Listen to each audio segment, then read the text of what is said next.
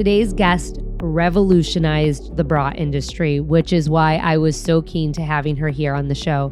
Heidi Zak is the co-founder and CEO of ThirdLove, the top online intimate brand with millennials. And she is an absolute force. Heidi's been recognized as Fortune's 40 Under 40, EY Entrepreneur of the Year, National Retail Federation's Disruptors, Fast Company's Most Creative People, and Goldman Sachs 100 Most Intriguing Entrepreneurs. That's a list. In addition to contributing a weekly column to Inc.com, Heidi is committed to advancing more women in tech and is an active angel investor in female-founded companies. She graduated from Duke University and holds an MBA from MIT Sloan. Prior to launching ThirdLove, Zak also held a variety of roles at Google, Aeropostale, McKinsey, and Bank of America.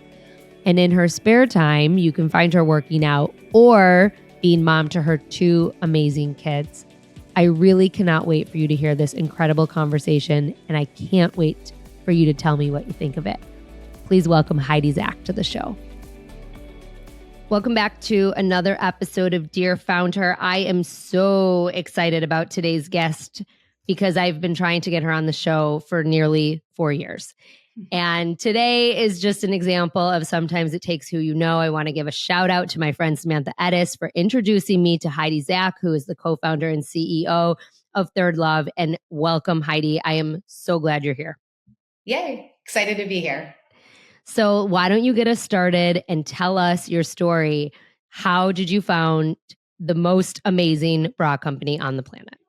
Well, it all started with a need that I found, which I think is how every good business has started. You want something, you want a service, you want a product, and you go to look for it, and you're like, somebody must be doing this thing, and then you find out like nobody's doing it, and you're like, well, how hard could it be? So that's how it started for me. I was in need of a bra, and I did what I had always done, which was go to a Victoria's Secret store in the mall. So this is in 2012, so 13 years ago.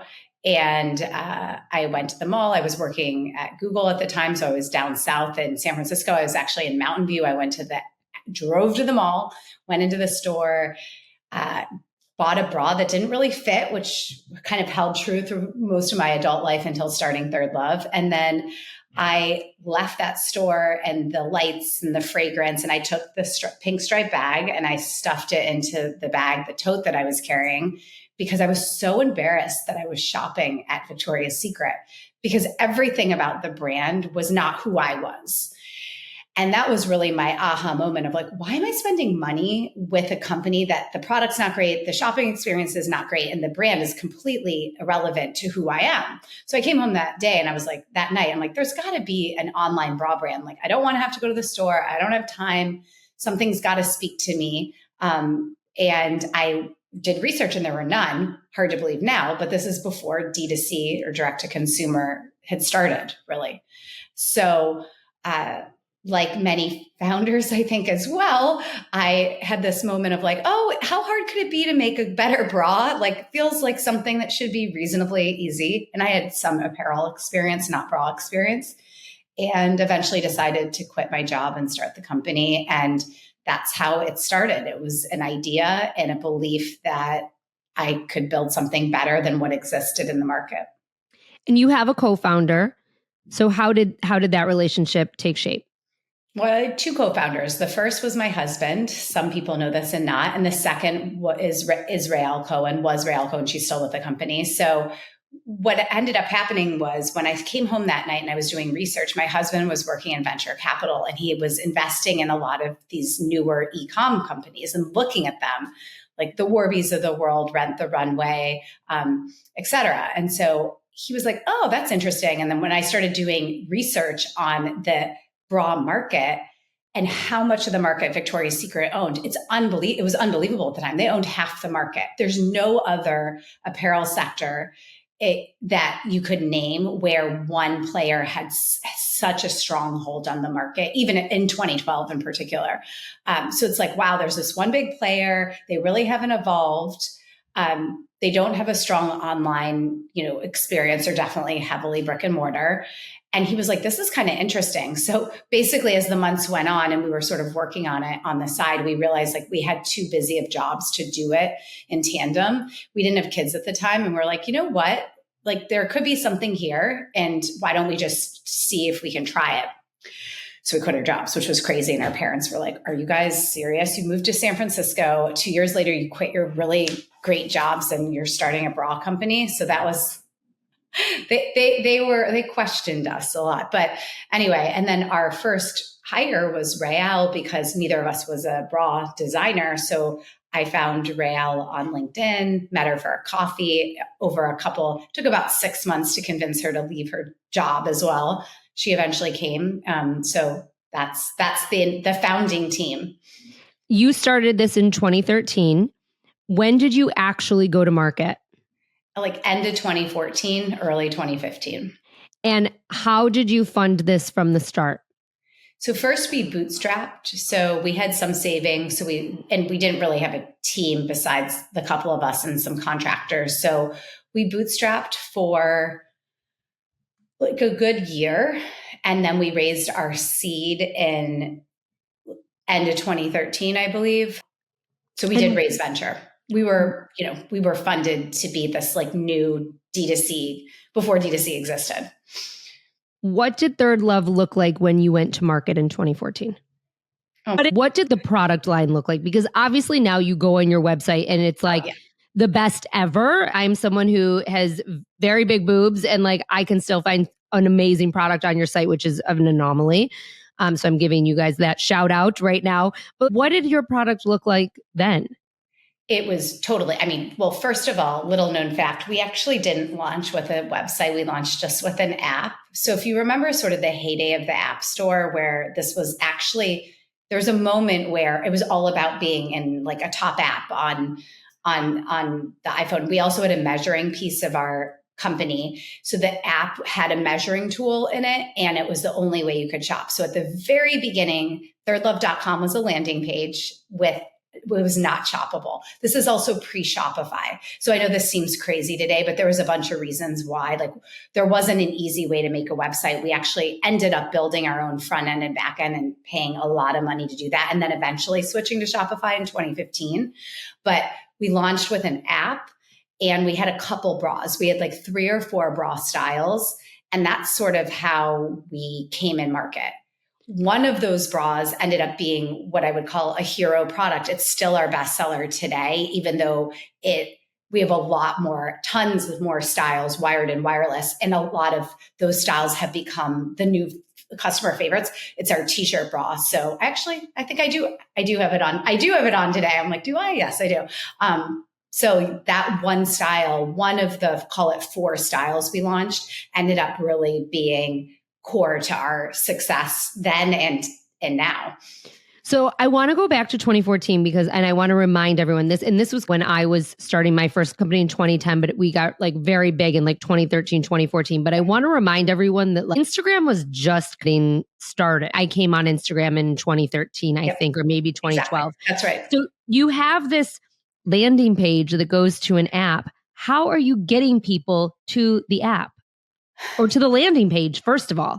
Yeah. So, we were fortunate in that when we launched, we got a good amount of press about our sizing technology. So we did have PR for sure that was covering us.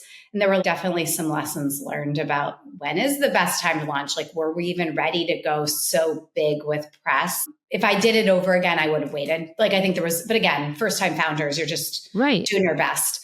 And it's hard to say no to people when you need traffic. And then we started doing paid ads driving, app downloads. And so there was some of that. And then we quickly realized very, very quickly that we needed a website. So we did that, and that we needed an additional way for women to find their size that wasn't via an app, because it was a hurdle. I mean, if you got to get someone to download the app, then you got to, so it morphed into today what's called our fitting room, which at the time is called a fit finder, but it morphed into something that was web-based, within the next year. And the fitting room is really like, it's your that's your unique selling point for your website now. We're known as, I think we are known as a bra expert, fit experts. We really try to educate women about bra fit. The most important thing is finding your size and style. And it's really hard because there's all these styles and you don't really, even as a customer, you're not like, what's the difference between a plunge and a demi? I mean, most women have zero idea. So it depends on your body shape. It depends on your breast shape. It depends on what quote unquote fit issues you tend to experience. It depends on your size. I mean, what's relevant for someone who's an A.5 cup versus a G cup is completely different. It's also an age and life stage question. So all that stuff means it's not just like buying a white t-shirt, right? So it's hard. And so the fitting room, what we did was we said, if we're going to be this online brand, how do we up level the online shopping experience into something better than it is today, which is basically women guessing and just like, I don't know, randomly picking what you think, right? And so if you've, I'm sure you have, as you mentioned, you had a larger test. If you've ever gone to a really good bra fitter in your town or at a department store, they generally sometimes don't even use a measuring tape because they can actually look at you in the bra you're wearing and they know your size. They know your size. It's like a little bit of a magician. I can kind of do it today. 10 years in, I'm pretty good at guessing bra sizes and what women need. But they can look at you in your bra. They can see what issues you have. That's what they're doing. I mean, they're looking at you in the bra being like, is it too big? Is it too small? Is she overflowing? Does she have cup gaping? Are things digging in? Does she have red marks? Like they're doing all that in a split second. And then they magically bring you these bras in different sizes and styles than probably you ever tried. And you put them on and you're like, how did she know that this would be good for me? So that's the magic of the amazing in-store experience. If you can find that kind of service, which most cities may not have. And we said, how do we digitize that? And that's how we created the fitting room. So we used some of the data we had collected from the app. We also created half cups. And then we morphed that into something where we're saying, when you think of the bra you wear all the time, tell us more about it. And in essence, we're trying to get the same kind of information that bra fitter would get. You bring up exactly what I was going to ask you next, which was the half cup situation, which I think is genius. And obviously it's a huge, huge part of your business and it differentiates you from any bra company on the market because you're really the only ones who have it. So how did you come to this conclusion that like, we need to make half cup? I mean, that's a very big market decision. Yeah. So this is one of the more sort of crazy things I think we did at the beginning that ended up working. And then there was, crazy things we did that didn't end up working, lots. But one of the things we found out with this app in the beginning, because we were doing a lot of testing with real women, testing product, testing size, testing the app, making sure that worked, is we came to find that lots of women were in between cup sizes. I mean, it's very, very obvious. There's women, you give them, for example, a 34C and a 34D, the C is a little too small. The D is a little too big. It's just like Goldilocks, like she's in between a cup size. And so we're like, we think that there really could be half cups. And Rael and I, my co-founder, ended up being half cups as well, which is why I had always struggled to find a bra that fit because I was actually in between sizes like a lot of women. So it's not just you, as I like to say, it's not you, it's the bra, right? So it was like, I couldn't find a bra. So we had that idea. We created the samples. When we put them on the women who were half cups, it was like amazing magic, right? Like they're like, oh my God, I've never had a bra that's ever fit this well. So we knew that was a hole in the market. When we went to our manufacturer, who it actually took me months to find even somebody who would work with us because no one knew who we were. They were like, definitely don't do this. This is a stupid idea. It's going to be way too much money. You have to pay to create all these bra molds. It's much more complicated, too many sizes, SKU management, inventory. I mean, the list goes on of like all the reasons why no one's done this or all the reasons like, right. And it was one of those things where like, we're going to do it. We're going to find someone who's going to do it with us. We're going to do it. We have deep belief that this could be big for us. And it proved out to be true. About a quarter of our customers are half cups. You just brought up the manufacturing situation, which I think is really important. How did you find the manufacturer? Like, what were the steps that you took? And I think a lot of women who are starting or looking to start apparel companies, this is really the make or break for them. And a lot of times people don't move forward because they can't find the right manufacturer to partner with. Yeah, I mean, I think the good news is today it's easier than ever because I think you do have Alibaba, you have easier ways of potentially sourcing and finding the right kind of partners. And I also think vendors today are more open to newer brands and ideas because they've seen the success of companies over the past decade. So it makes sense potentially to work with someone who's starting out with the thought that they can be bigger if they hit on something. My advice, if you can do it locally to start and pay more, I would definitely do that because that's not the long-term answer, but it allows you to test and iterate and be closer. So like LA, as we know, has a decent cut and sew, capabilities. New York does. And there's pockets of some things, but I would really look domestically first and I actually tried to with bras. There was zero wired bra manufacturing in the US. So we had to go outside the US from the get-go, but tried actually very hard to find something. And there still isn't today. But yeah, I think if you can really do your first sampling, get some learnings, even do smaller production runs, I would start with that and then go abroad. The other way to do it is if, for example, in this situation would be to say, who else in the market is doing adaptive type of clothing? Because there are other brands that do. And are you able to find out who they're working with and see? So that's the other way. It's like, especially for bras, there's not that many people even in the world who do high quality bras. So the manufacturing base is not that big. So it depends on your product category. Thank you for answering that. I think the biggest question that I have for you, and even just coming into this, I had this question too, is you revolutionized the bra category.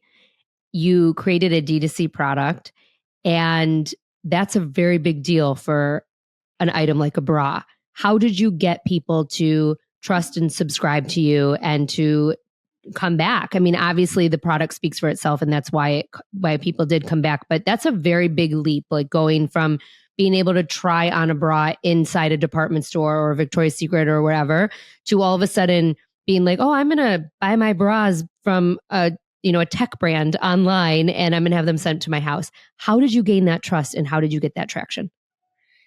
Yeah. So I think what we were able to prove in the early days is there was sort of these quote unquote early adopters to online shopping that we were able to capture. And a lot of it was the target demo that I was myself. It was like the busy working professional who has no time to go to the store.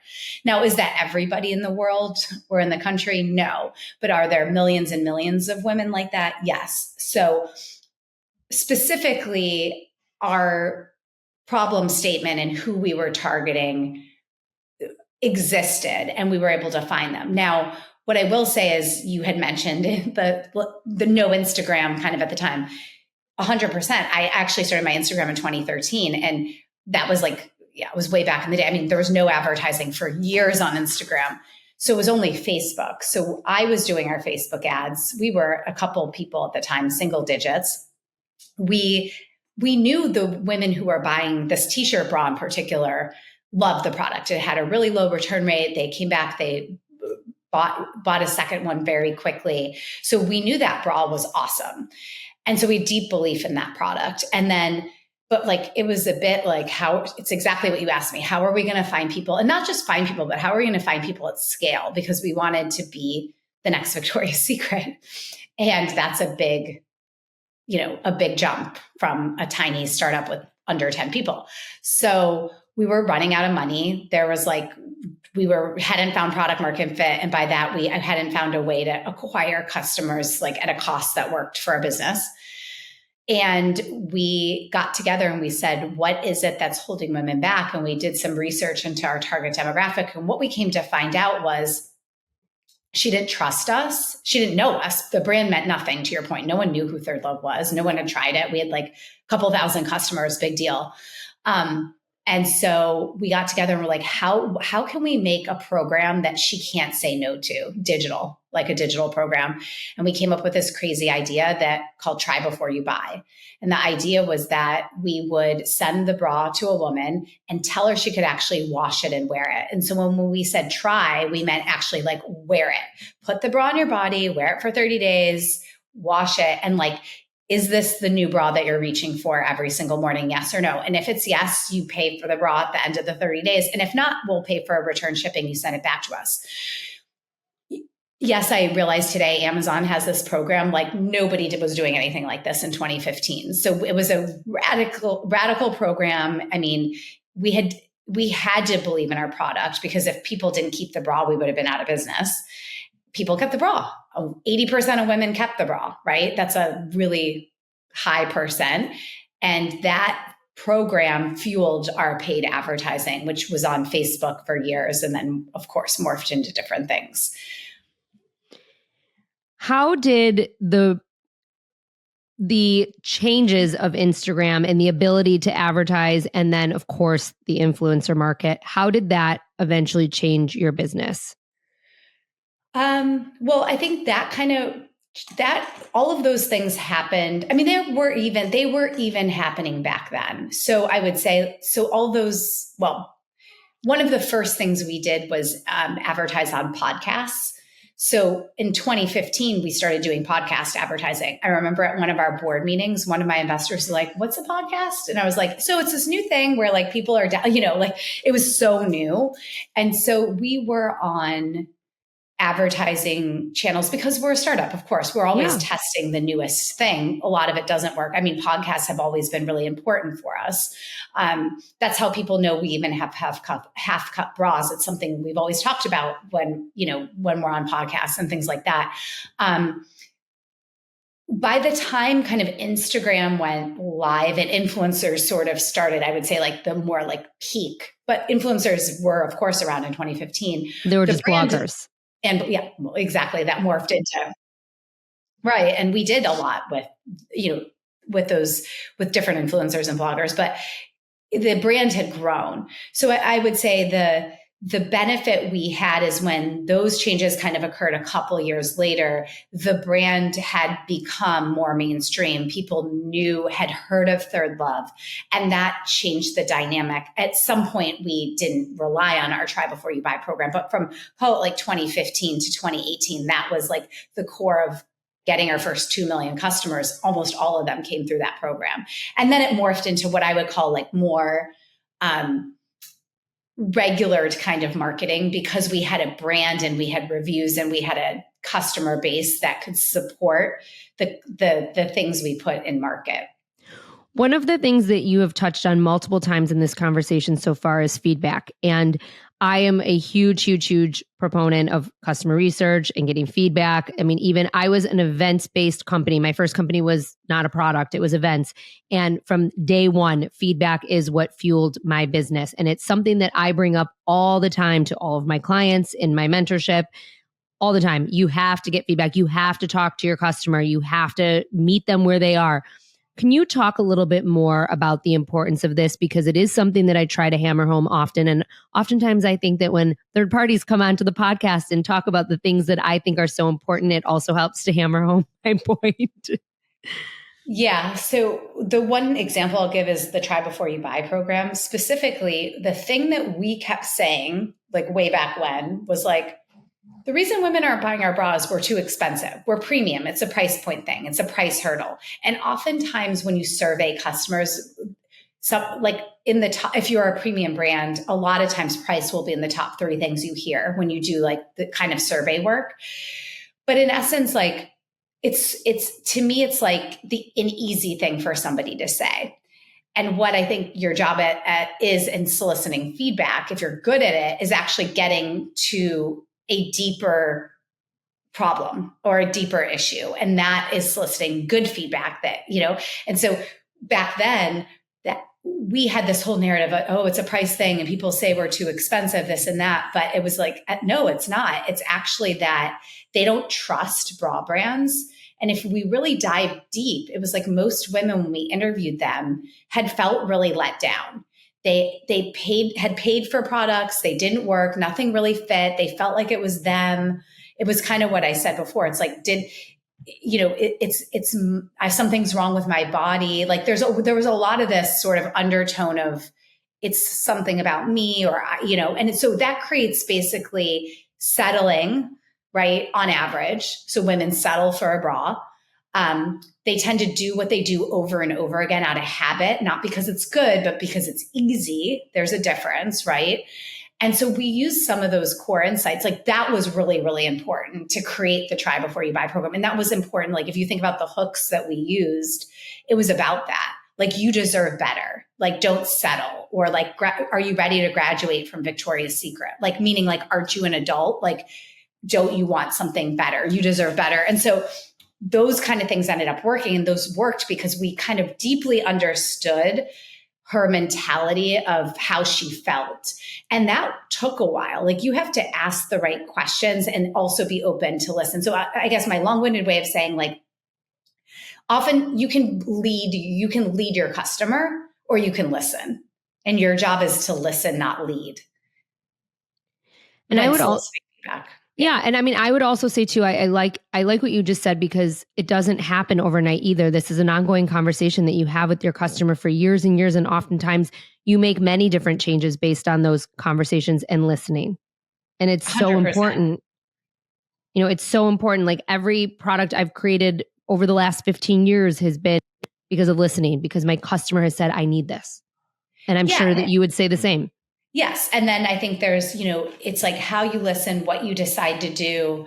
It's really that there's an art and a science to it. Right. And again, you can't listen and act on every single thing, but what are those important threads that you feel there's opportunity in? And I'm not saying the customer always knows exactly what they need. It's it's kind of like the Apple analogy. It's like, do people really know what they want, or do they not know they want it until you create it? I mean, there is a bit of that, but to create something amazing, you have to deeply understand holes and needs. And then ideally you are creating something there like, oh, I didn't even think of that. Like it's so much better than anything else. Right. Yeah.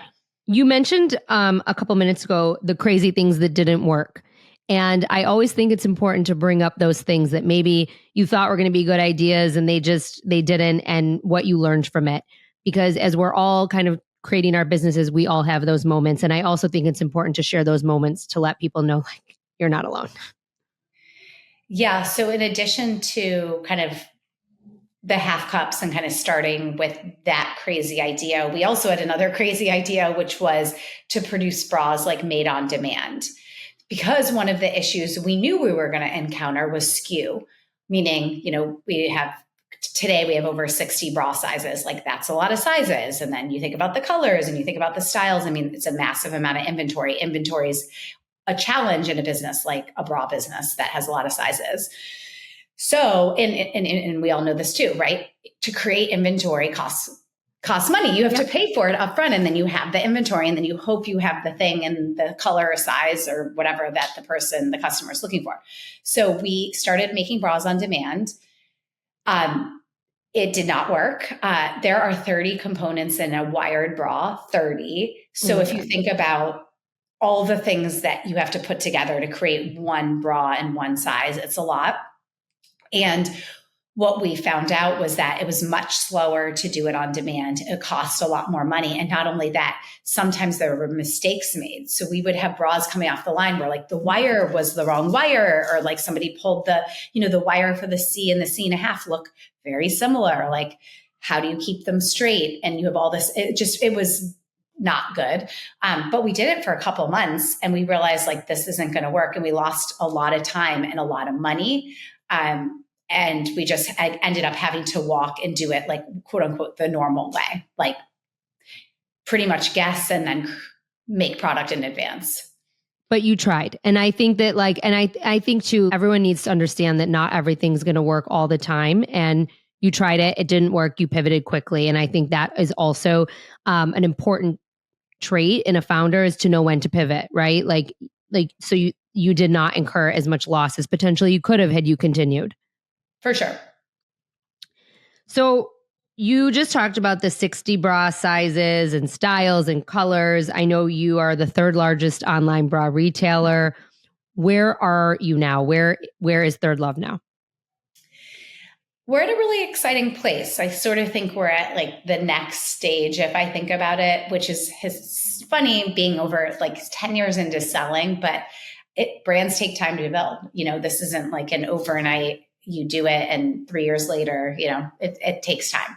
So one is product, like we were talking about. What I'm most excited about product wise is like we have a wireless assortment that's as big as our wired assortment. You want push up, you want minimizing, you want smoothing, you want all the things. You can get that at ThirdLove in great wireless bras that are as supportive as the wired bras that we're known for. So that's exciting.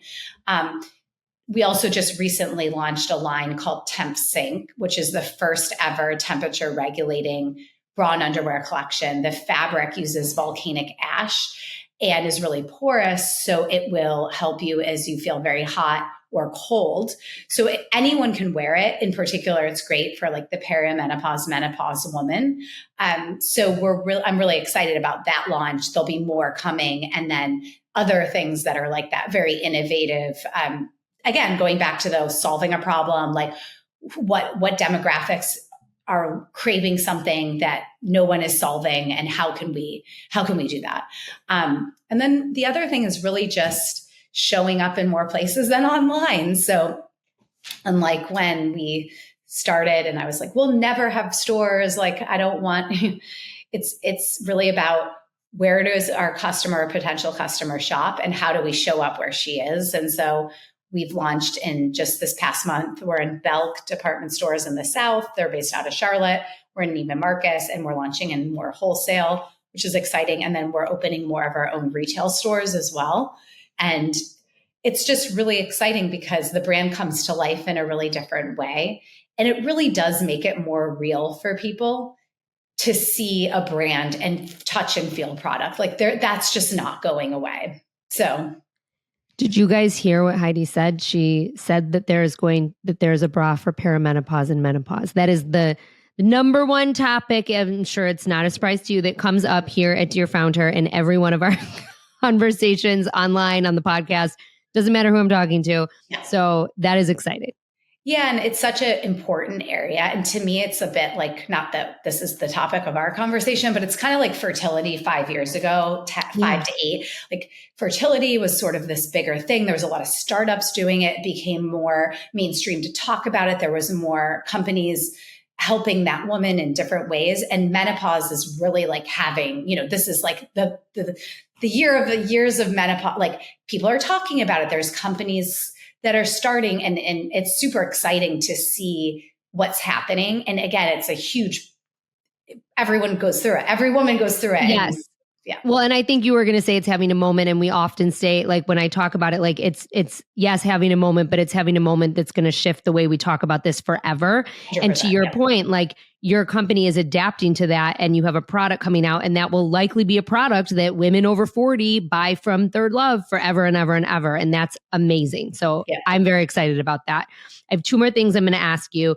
The first thing I want to touch upon is you guys have a huge donation effort, and I do not want to not bring that up because you have donated over $50 million of product since you guys started, and that is huge and massive and really just amazing. And so I would like for you to touch upon that and how you got that started, because I think a lot of businesses want to find a way to give back, and they don't always know how to do that. Yeah. So the opportunity to donate actually came to us because, again, this was the early days of ThirdLove. Like I didn't know anything really about the bra industry, and a local organization in San Francisco had reached out to us when we had just started. It was the early days. It was probably 2014, 2013. And they were like, hey, we heard about you. We were probably like in the local press, like the San Francisco Chronicle or something. And they said, we really need bras and underwear. It's the most needed item at our shelters in San Francisco because you can't donate through Goodwill. Most people know this, right? Like they won't take bras and underwear for obvious reasons. And it's just like socks. There's some really basic things that shelters need. And we said, sure, we can totally help. I mean, we were small at the time, but they weren't asking for some massive donation. And that's really how it started. What I came to realize was that the need in shelters across the country was huge. And so who knew? Like I didn't even know that. And I didn't know that as a bra founder. And then we were like, well, this is absolutely something we can do. We can partner with organizations. So as we grew, our donations program grew, and we were really able to work with different organizations. And we still do local donations. We do national. We've expanded internationally. And it's just a really great way that we can give back and get all women into like a bra and underwear that works for them. That's awesome. My last question is the same question that I ask everyone on the podcast. And that is, what are 3 actionable steps that you would tell a female founder who's just getting started? I think the first thing is really figuring out how you're going to test. Like, what's the smallest, lightest way you can test to make sure that the idea is relevant or the product? And it depends on what you're doing. But I think sometimes people get really far down a road and realize, oh, it's not exactly right. So the more you can upfront really understand what you're going to test. And really to do that, what you need to ask yourself is like, if I was going to put in $100,000 of my own money into this idea, what would I need to know to feel confident to do that? And then if you know what those couple of things are, how can I get that information as quickly and as cheaply as possible? So I would really say that is the first thing I would do. The other thing I would contemplate is truly, and this doesn't matter whether it's a lifestyle business or something you feel like you might want to grow into something bigger, or you may not know because we all start things and who knows how they evolve. But is this something you're deeply passionate about that you're going to be happy to be doing 10 to 15 years from now? Like, that's really, really important. If you don't feel that passionate, I wouldn't start it.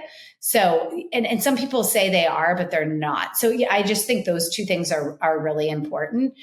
And then the third thing I would say is I would really start to think about, who do you know who can help? Like, who's in your network and who's not in your network. It's kind of the Sam and talking about Samantha and talking about that at the beginning. It's like, we all know a lot of people. And I do think within the community of helping female founders, there's more and more people focused on it, open to it. So who do you know? How can you get help? Who can you ask for advice? Like, I regret not doing that more in the early days. I felt like I was like in it alone and and I reflect back and I'm like, yeah, I know a lot more people today, of course, but I did know people back then. I could have asked. I'm like, what was wrong with me? Why didn't I ask for more help and not make as many stupid decisions? Like, just find good advisors, like use your network, like try not to most questions should be easy to answer, you know? I think it was the time, because I felt like that too. And I like never wanted to ask anyone for help. And now it's quite the opposite. And it's why I started this, right? I mean, I tell the women in the Dear FoundHer forum, I say like, I created this so you have what I didn't 15 years ago. And everyone helps each other. And I think it's like that. And I also think it's our life stage, I mean, I think like we're now in a place where it's, we want to help other people and people want to help us. But I think that is still like the most important thing when you're starting a business is to tap into who you know. So totally.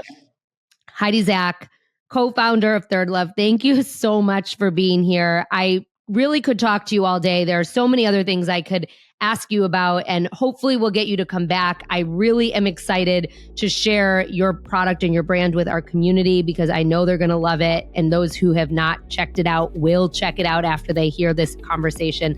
But thank you so much for your time. I know how busy you are, and I appreciate you being here. So fun to talk to you. Thank you so much for tuning in today. As always, before we go, I want to share my top takeaway from today's conversation. And yes, there were so many, and while maybe this one feels obvious, but this was the foundation to how Heidi and her co-founders built ThirdLove. And it's simple. Listen to your customers' feedback. Their feedback is everything when it comes to your brand and your product. In a world where Heidi and her team were revolutionizing an entire industry, customer feedback was key, or else honestly, it may never have worked. They listened and took the feedback very seriously, making changes not only to their product and sizing, but also to their customer experience. And that is what set them apart and made them one of the top intimate companies in the world. I want to thank Heidi for being here and for all of your support. Before we go, I also want to take a minute to thank each and every one of you. I never, ever would have made it to episode 300 without you being here. I shared last week the many lessons that I learned from producing the last 300 episodes and from talking to so many amazing female founders. And I want to reiterate something. This podcast isn't just content. It's not just marketing. It's not just storytelling. It's community. Dear FoundHer is connection, and honestly, it is one of the things I am most proud of in my life outside of my 2 daughters. So if you've listened to 1 episode or 100 episodes, from the bottom of my heart, I want to say thank you. If you've shared this show with a friend, if you've DM'd me about something you've heard, if you've joined the Dear FoundHer forum after being inspired by it all, I want to say thank you. You are the reason why I'm here and why I've kept going. And I want you to know that I am just getting started.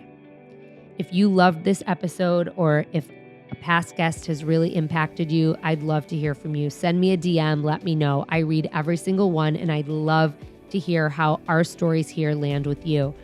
And if you want to go deeper, if you want to join our amazing network, subscribe to the Dear FoundHer Files, or head to dearfoundher.com and join the women who aren't just listening, but they're building together inside the Dear FoundHer forum. Make sure you tune in next week for an all-new episode of Dear FoundHer. Thank you for listening, and thank you for being here. Here's to another 300.